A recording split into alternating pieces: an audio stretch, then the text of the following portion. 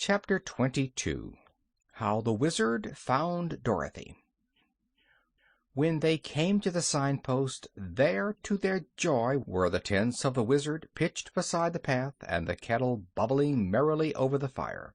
The Shaggy Man and Omby Amby were gathering firewood, while Uncle Henry and Aunt Em sat in their camp chairs talking with the Wizard. They all ran forward to greet Dorothy as she approached, and Aunt Em exclaimed, "Goodness gracious, child!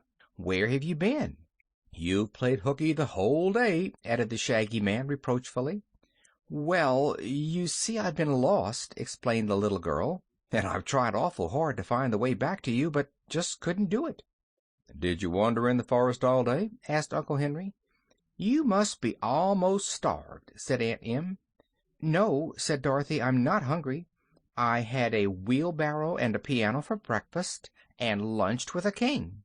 "Ah!" exclaimed the Wizard, nodding with a bright smile. "So you've been having adventures again." "She's stark crazy!" cried Aunt Em. "Who ever heard of eating a wheelbarrow?" "It wasn't very big," said Dorothy, "and it had a zuzu wheel." "And I ate the crumbs," said Billina, soberly. "Sit down and tell us about it," begged the Wizard. "We've hunted for you all day, and at last I noticed your footsteps in this path, and the tracks of Billina. We found the path by accident, and seeing it only led to two places, I decided you were at either one or the other of those places, so we made camp and waited for you to return. And now, Dorothy, tell us where you have been, to Bunbury or to Bunnybury." "Why, I've been to both," she replied. "But first I went to Utensia, which isn't on any path at all." She then sat down and related the day's adventures, and you may be sure Aunt Em and Uncle Henry were much astonished at the story. "But after seeing the cutting clips and the Fuddles," remarked her uncle, "we ought not to wonder at anything in this strange country." "Seems like the only common and ordinary folks here are ourselves," rejoined Aunt Em diffidently. "Now that we're together again, and one reunited party," observed the Shaggy Man, "what are we to do next?" "Have some supper and a night's rest," answered the Wizard promptly, "and then proceed upon our journey." "Where to?" asked the Captain General. "We haven't visited the Rigmaroles or the Flutterbudgets yet," said Dorothy. "I'd like to see them, wouldn't you?" "They don't sound very interesting," objected Aunt Em, "but perhaps they are. And then," continued the little Wizard, "we will call upon the Tin Woodman and Jack Pumpkinhead and our old friend the Scarecrow on our way home." "That will be nice!" cried Dorothy eagerly. "Can't say they sound very interesting, either," remarked Aunt Em. "Why, they're the best friends I have," asserted the little girl. "And you're sure to like them, Aunt Em, 'cause everybody likes them." By this time twilight was approaching, so they ate the fine supper which the Wizard magically produced from the kettle, and then went to bed in the cozy tents. They were all up bright and early next morning, but Dorothy didn't venture to wander from the camp again for fear of more accidents. "Do you know where there's a road?" she asked the little man. "No, my dear," replied the Wizard, "but I'll find one." After breakfast he waved his hands toward the tents, and they became handkerchiefs again, which were at once returned to the pockets of their owners. Then they all climbed into the red wagon, and the Sawhorse inquired, "Which way?" "Never mind which way," replied the Wizard. "Just go as you please, and you're sure to be right.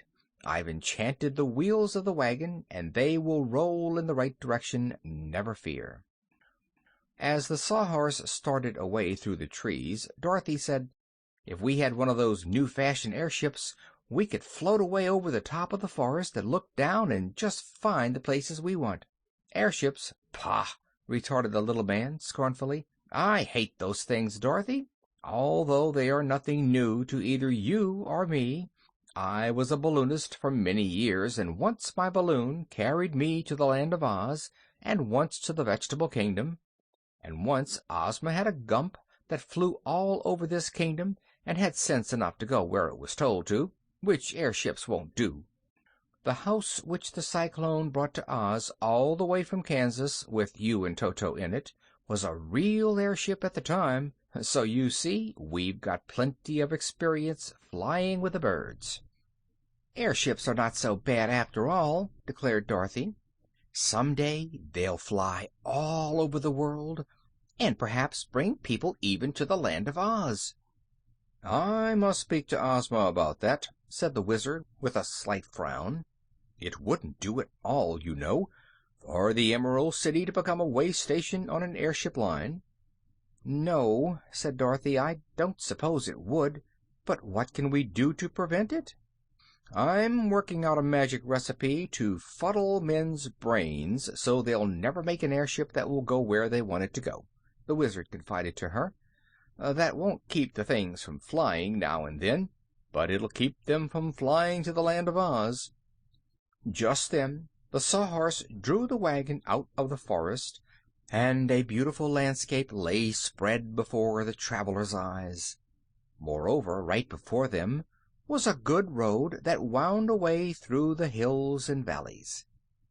"Now," said the Wizard, with evident delight, "we are on the right track again, and there is nothing more to worry about." "It's a foolish thing to take chances in a strange country," observed the Shaggy Man. "Had we kept to the roads, we never would have been lost. Roads always lead to some place, else they wouldn't be roads." "This road," added the Wizard, "leads to Rigmarole Town. I'm sure of that because I enchanted the wagon wheels."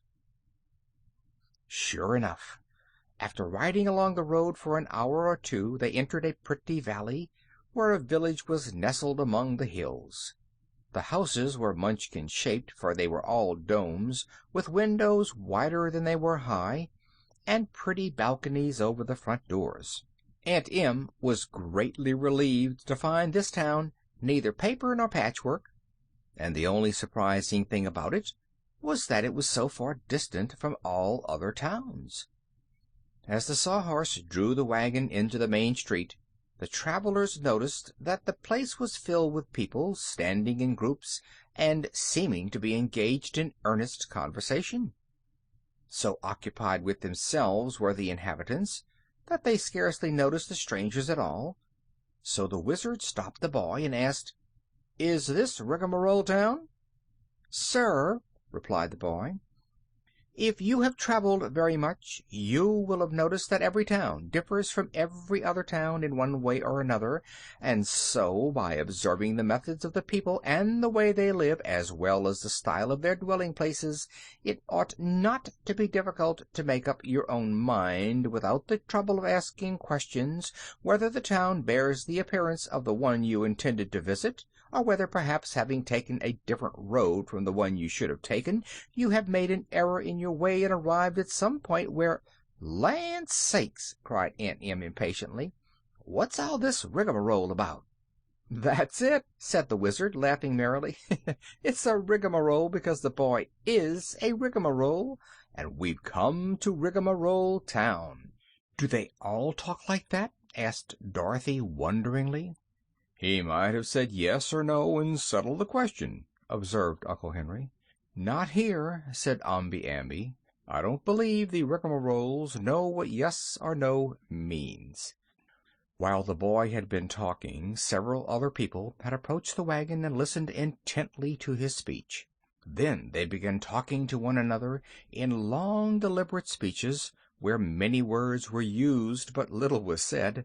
But when the strangers criticized them so frankly, one of the women, who had no one else to talk to, began an address to them, saying, "It is the easiest thing in the world for a person to say yes or no when a question that is asked for the purpose of gaining information or satisfying the curiosity of the one who has given expression to the inquiry has attracted the attention of an individual who may be competent either from personal experience or the experience of others to answer it with more or less correctness, or at least an attempt to satisfy the desire for information on the part of the one who has made the inquiry by—" "Dear me!" exclaimed Dorothy, interrupting the speech. "I've lost all track of what you were saying." "Don't let her begin over again, for goodness' sake!" cried Aunt Em. But the woman did not begin again. She did not even stop talking, but went right on as she had begun, the words flowing from her mouth in a stream. "I'm quite sure that if we waited long enough and listened carefully, some of these people might be able to tell us something in time," said the Wizard. "Let's don't wait," returned Dorothy. "I've heard of the rigmaroles and wondered what they were like, but now I know, and I'm ready to move on."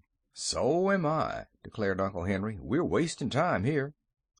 "Why, we're all ready to go," said the Shaggy Man, putting his fingers to his ears to shut out the monotonous babble of those around the wagon. So the Wizard spoke to the Sawhorse, who trotted nimbly through the village and soon gained the open country on the other side of it. Dorothy looked back as they rode away, and noticed that the woman had not yet finished her speech, but was talking as glibly as ever, although no one was near to hear her. "If those people wrote books," Omby Amby remarked with a smile, "it would take a whole library to say the cow jumped over the moon." "Perhaps some of them do write books," asserted the little Wizard. "I've read a few rigmaroles that might have come from this very town." "Some of the college lecturers and ministers are certainly related to these people," observed the Shaggy Man. "And it seems to me the Land of Oz is a little ahead of the United States in some of its laws, for here, if one can't talk clearly and straight to the point, they send him to Rigmarole Town, while Uncle Sam lets him roam around wild and free to torture innocent people." Dorothy was thoughtful. The rigmaroles had made a strong impression upon her. She decided that whenever she spoke, after this, she would use only enough words to express what she wanted to say. Chapter 22